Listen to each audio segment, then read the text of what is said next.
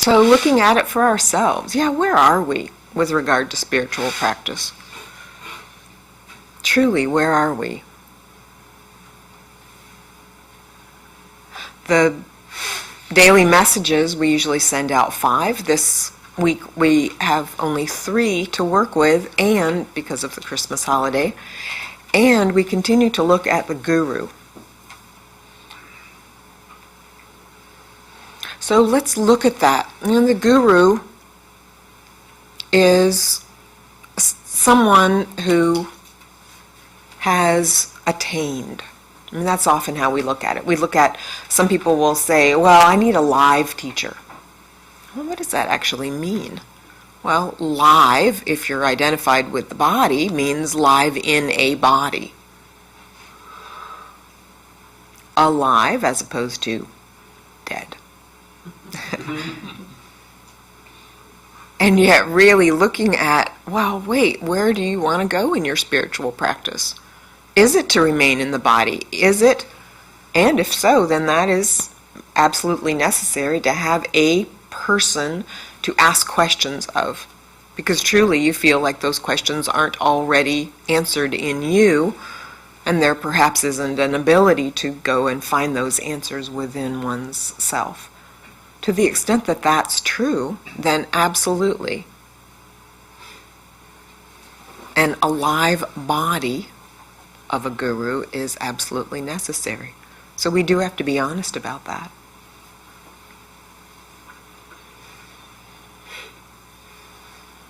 And yet,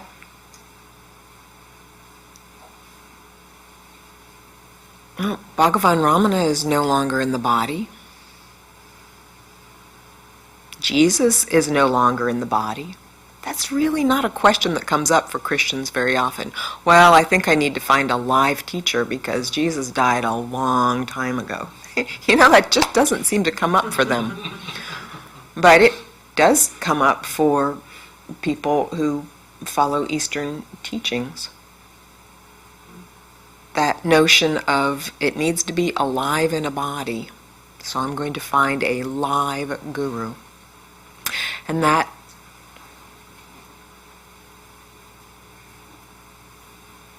looking within to see whether those answers are not absolutely already answerable in you. It's kind of a giving over of responsibility. So let's look at the guru function. Ramana used to talk about the guru function. Both Ramanas, AHAM's Ramana and Bhagavan Ramana.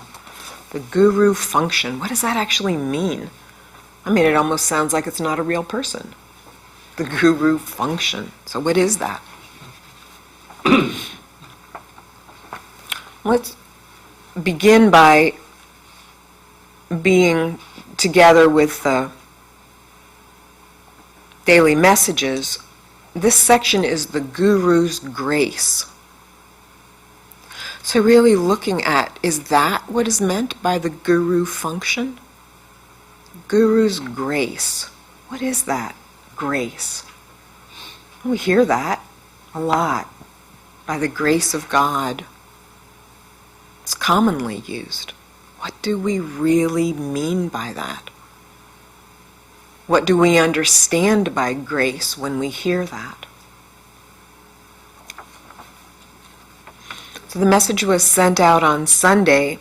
A questioner asked, isn't grace the gift of the guru, of the spiritual teacher? Maharshi responds, God, grace, and guru all are synonymous and also eternal and immanent. Immanent as always present. Isn't the self, capital S, already within? Is it for the guru to bestow it by his look? If the guru believes this, then he does not deserve the name guru. The Maharshi goes on in the message sent out on Monday.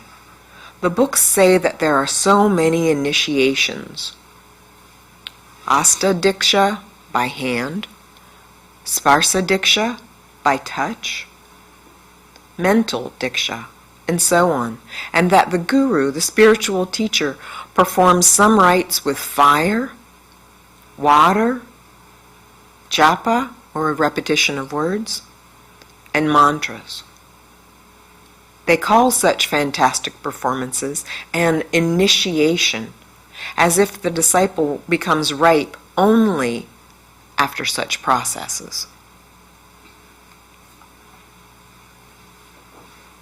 And many people asked Bhagavan Ramana, well, do you initiate devotees? He never gave a direct answer.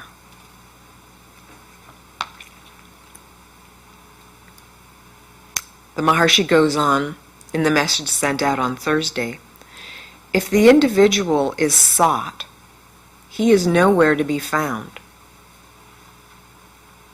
Such is the Guru. Such is Dakshinamurti. What did he do? He was silent.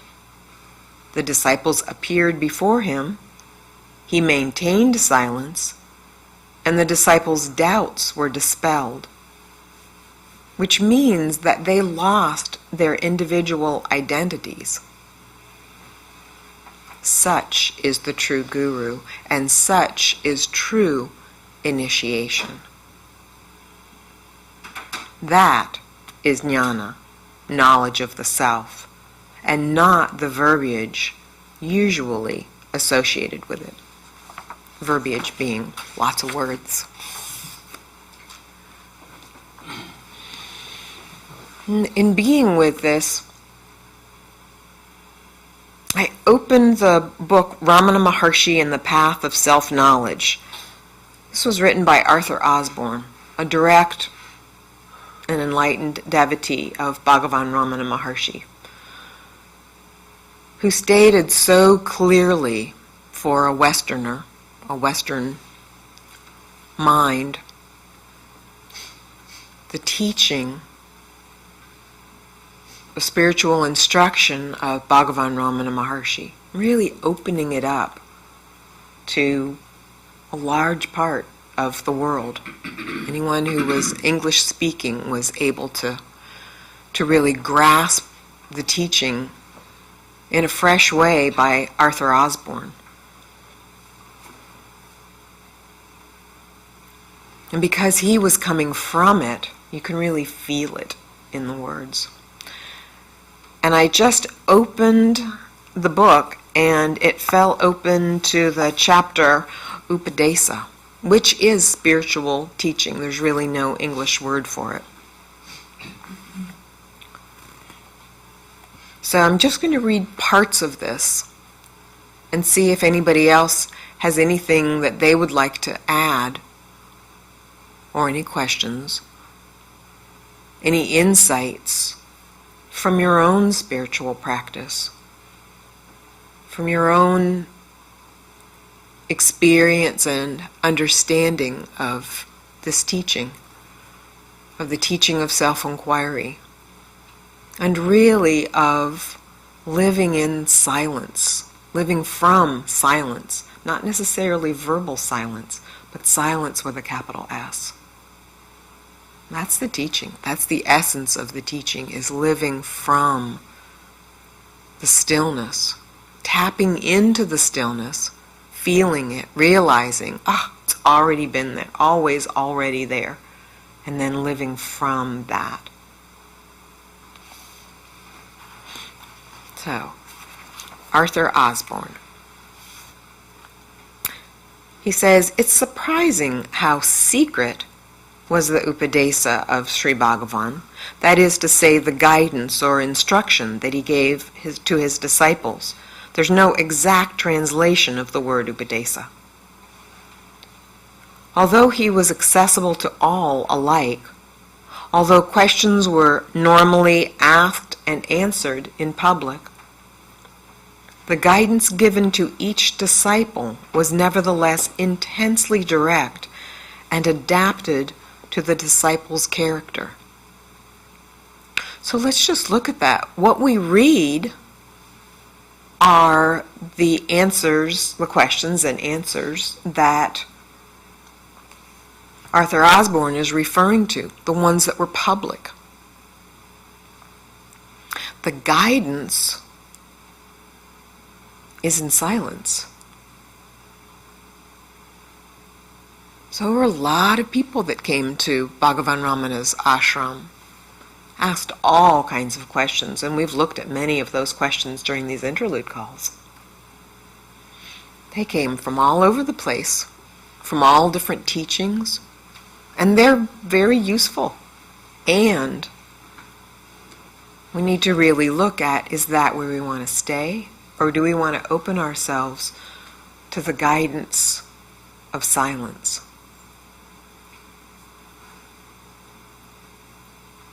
And truly, when Bhagavan Ramana, when the physical body was dying, and there were so many of his disciples that said, "Oh no, don't leave us, I'm not ready, we're not ready."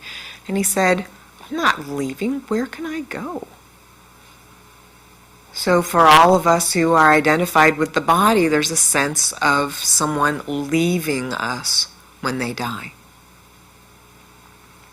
Their body is leaving the proximity of our body. But is that where the teaching is really occurring? Or is that teaching always available to the extent that we are able to be in that stillness, that open listening, that laying down of our own ego sense, our own ego identification, to the extent that that can be surrendered? Then the stillness is fully present, in which guidance can be received.